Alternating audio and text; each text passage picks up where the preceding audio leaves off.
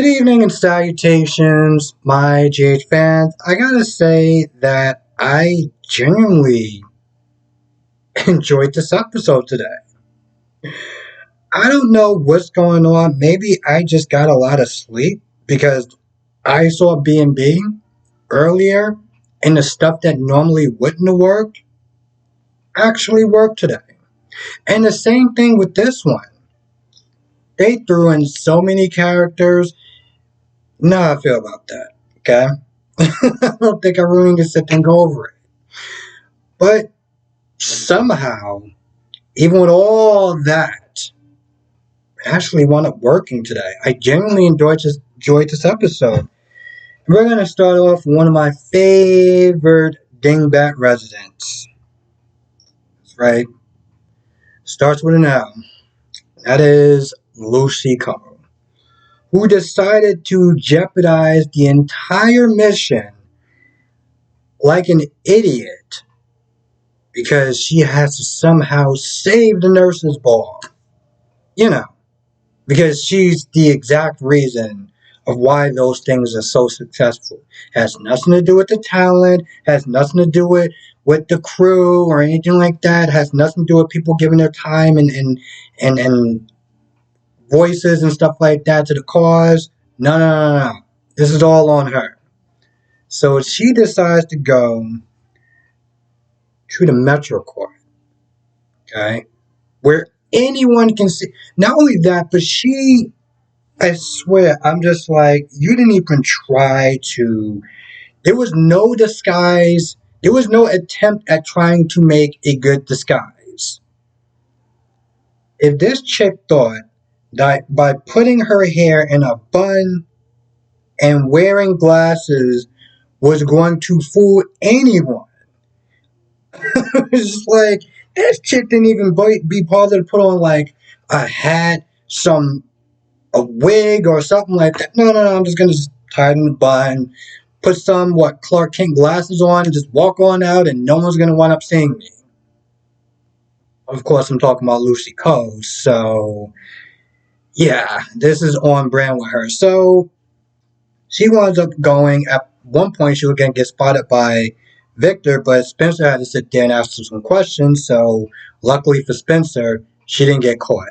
Now she's sitting there and overhearing Bobby and Maxie talk about the nurse's ball, and she's giving a lot of mixed signals. You know, at one point they're praising her a little bit. Next thing you know, they're joking on her. Next minute, they're talking about the planning and stuff like that, and how she's like, oh, I don't know if it's gonna. In her head, she's like, I don't know if this is gonna work. I don't know if that's gonna work. At some point, Bobby leaves, right? And Lucy, I guess, goes to Crimson office. Now, there's an alarm that goes off, and one of the waiters like, hey, Maxie, you need to sit there and check on this. Like, just let you, well, she's like, just let you know, the alarm went off. And Maxie's like, oh, there we go with Gladys and everything like that. She's like, no, I'm fine, I'll go and take care of it. So she goes upstairs. She looks around, she doesn't see anyone. So she's about to leave, and she just gets a hand put over her mouth. Now, she's pretty much the daughter of a cop, okay? So she, just straight up elbows Lucy, turns around, oh, it's Lucy. Lucy's like, yeah, well, because she's like, yo, what's been going on? Like, you're supposed to be dead, you're not dead, I'm glad you're alive, but what's going on? And she pretty much like, oh, I'm here to sit there and save nurse's ball, because, you're not doing this right, you're not doing that right, and of course, her massive ego just falls into play at this point. And she's like, oh, you're going to be my eyes and ears and stuff like that, since technically I'm still dead or whatever, I can't be alive, and yada, yada, yada. And I think somebody else comes up in there too. Hold on. Somebody does come to get her. Anna. Now, Anna and Valentine realize that Lucy escaped. They get into this big argument because Anna wants to sit there and try to go out and find her. And Valentine's like, no, we need to stay in hiding. And Valentine says something along the lines of, "You screwed up, and this was your asset, and now you're sitting there kicking yourself because you screwed up." And Hannah's like, "All right, fine." She's pretty much like, "You know what? Fine. I'll fix my mess up. You can sit there and go to Europe, wherever you want to go, and I'll take care of it." So she leaves and she tracks down Lucy, like the dingbat that she is, and somehow Valentine gets spotted. Now, I'm like, bro, first of all right, before that even happens, he is so upset, flips over a table. He doesn't break it. He doesn't sit there and take like a glass or anything like that and smashes it. No, he just, grr, I'm so angry. Pew. Now, I'm sitting there thinking about the scene with EJ. EJ took that glass and he smashed it against the wall. I'm like, that's anger right there. You know what else that is? That's a budget right there. This dude just did. Beep. I thought that was personally hilarious. I'm just like, man, the difference when you go on Peacock, you actually got that Peacock one. GH over there, they flipping tables and stuff. They didn't really break it. They just flipping tables. Um, so I found that funny. Of course, you get spotted by Carly. Carly's like, "Oh, I found you. So if you want to sit there and keep your secret a secret, you gotta sit there and convince me to keep it a secret or whatever." And Valentine's like, "Oh, my dad killed your uncle and stuff like that, and he wasn't my biggest my biggest fan or whatever, but I want to sit there and stop him and stuff like that." And then he doesn't really get too much into it, and he doesn't sit there and confirm if Anna's alive or anything. If Anna's alive or anything. And of course, Drew comes out of nowhere, and Drew's like, "All right, I hear you out, but you better make this plan good, because we gotta sit there and gotta take down Victor." Okay. I guess he's on board with taking down Victor again. He kind of forgot about that for like a whole year. Did they even sit there and deprogram this man? Or is the tarot card still active? He just flashes it, and does anyone even remember? That's what happens. You sit there and start dragging stuff out. Um, Willow asks Drew to walk her down the aisle, and she says yes. He says yes, and that's it. That's literally it. Um, Before that, well, Michael's there talking to Brooklyn. Now, the reason why surprisingly I actually like this scene, because it does show a certain level of strength in Michael. I know a lot of people don't like him for a lot of reasons. I know a lot of people don't like him when he's with Willow. Trust me, when I saw those two together, the first thing I'm sitting there doing is rolling my eyes into the back of my head. What I like about that scene is that, it shows that he is falling apart. This is very hard for him. It's difficult. And if you've been through that, you know exactly what that feeling is like. So it hit me. I would sit there and say that scene hit me. Um, and it was a really good scene, sitting there watching him break down, being in tears and stuff like that, really telling Brooklyn how he really feels about this whole wedding thing, and she's gonna make it and stuff like that. So it was a really good scene.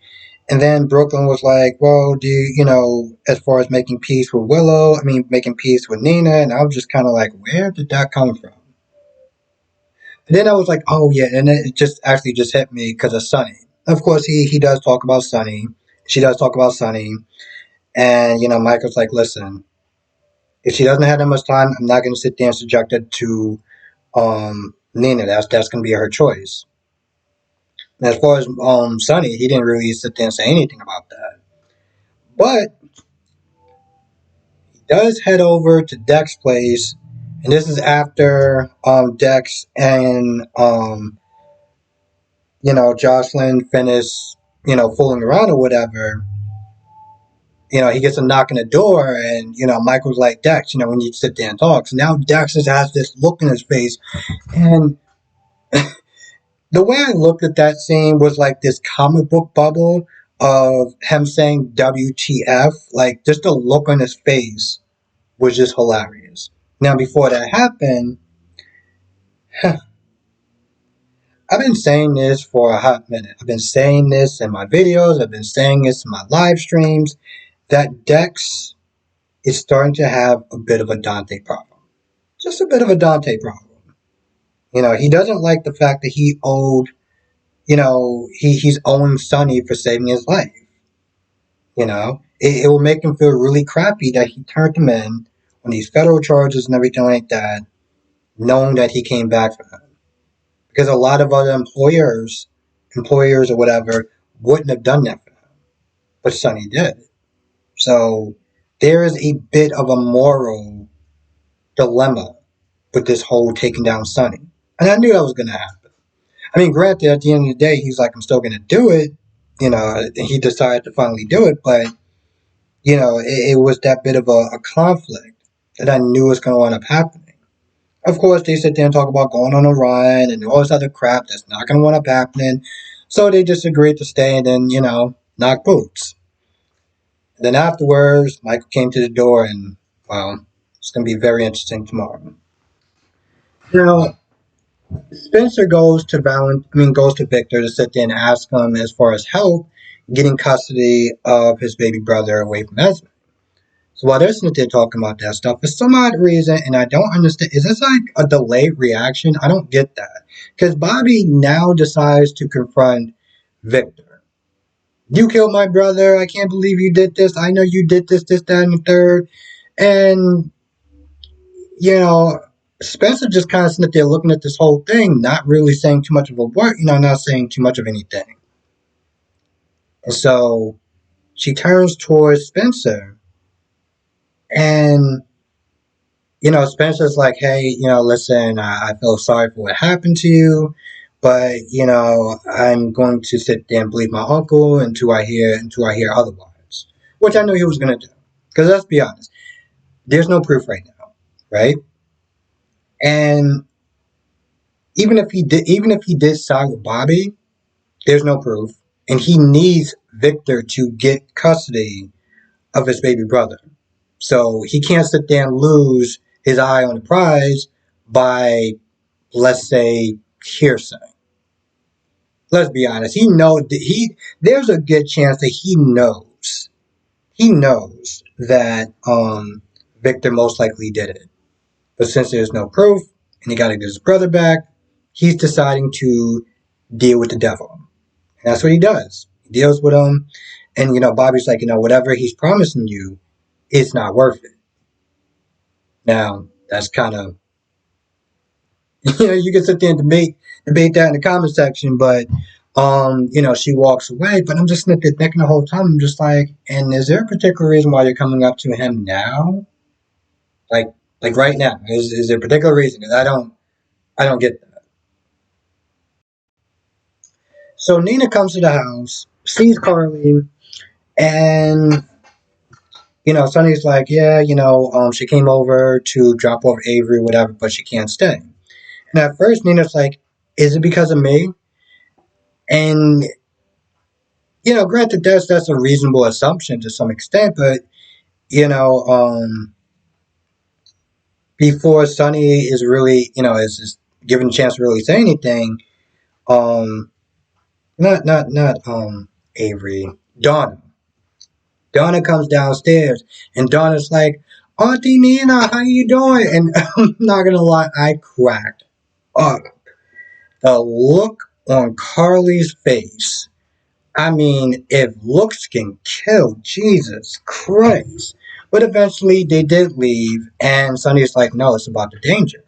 I can't have my kids here anymore, and I can't have you here either. And at first, Nina's like, no, I want to sit there and stay. I want to sit there and support you. I know the danger is crazy right now, but I want to be here for you. But after Sonny, tells her about his first wife and Morgan, she agrees to go. Now, I know a lot of people a lot of people in the live stream was saying that Dex could be Sonny's first wife's, his first unborn child. Now, I haven't watched it. You know what I'm saying? Like I wasn't watching it that far back. I don't know if they actually had a body or anything like that. Um, a lot of people are saying it could be his I forgot her name, his first wife's their first child, his first child. It's kind of up in the air about that, but since they did mention it today, I was like, I wonder if they're there hinting at something. It's something to actually learn from DC. DC's Hope Sanctuary, by the way. But time will sit there and tell. Now, I almost forgot about the talk with Brooklyn and Willow, and mostly because it didn't really go anywhere. I didn't even sit there and remember what it was about. I know Brooklyn was sitting there saying just kind of, keep the faith, keep hope alive, and everything like that. And of course, oh yeah, that's what it was. They were talking about the time where Willow married Chase, that they're thinking that he was going to die, and just about the contrary and stuff like that. But other than that, it didn't really go anywhere. Um, all in all, I would sit there and say it was a good episode. Actually, still was kind of surprised that I liked it. It definitely left a lot of good cliffhangers towards next episode that I am looking forward to watching. And my whole thing is whenever it comes towards these episodes with these bloated casts and everything like that, which I can't stand, if they do it like this, where it's not like a conversation with Curtis and Portia talking about a plant or something like that, I don't mind it. Don't get me wrong, I don't like it, and I definitely felt like they could have cut down on some people, but for what they had to do today, it worked. So I will give them a pass on a bloated cast. I didn't even try to make that rhyme. I really didn't. Anyway, with that being said, I'm going to go. But before I do go, live stream tonight is going to be interesting. We're going to be going over a lot. Um, we're going to be going over the Angle Rudder Maker stuff because that's something that we definitely got to sit there and talk about. I did want to do a video. I did want to do a separate video for the members if you want to sit there and join and watch that video. But that's just my thoughts about the whole thing. But we'll be sitting there talking about that tonight.